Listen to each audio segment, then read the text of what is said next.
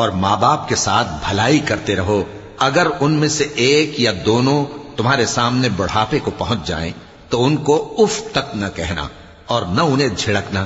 اور ان سے بات ادب کے ساتھ کرنا، اور عجز و نیاز سے ان کے آگے جھکے رہو اور ان کے حق میں دعا کرو کہ اے پروردگار، جیسا انہوں نے مجھے بچپن میں شفقت سے پرورش کیا ہے تو بھی ان کے حال پر رحمت فرما. جو کچھ تمہارے دلوں میں ہے تمہارا پروردگار اس سے بخوبی واقف ہے. اگر تم نیک ہوگے تو وہ رجوع لانے والوں کو بخش دینے والا ہے. اور رشتہ داروں اور محتاجوں اور مسافروں کو ان کا حق ادا کرو، اور فضول خرچی سے مال نہ اڑاؤ کہ فضول خرچی کرنے والے تو شیطان کے بھائی ہیں، اور شیطان اپنے پروردگار کی نعمتوں کا کفران کرنے والا یعنی ناشکرا ہے. اور اگر تم اپنے پروردگار کی رحمت یعنی فراخ دستی کے انتظار میں جس کی تمہیں امید ہو ان مستحقین کی طرف توجہ نہ کر سکو تو ان سے نرمی سے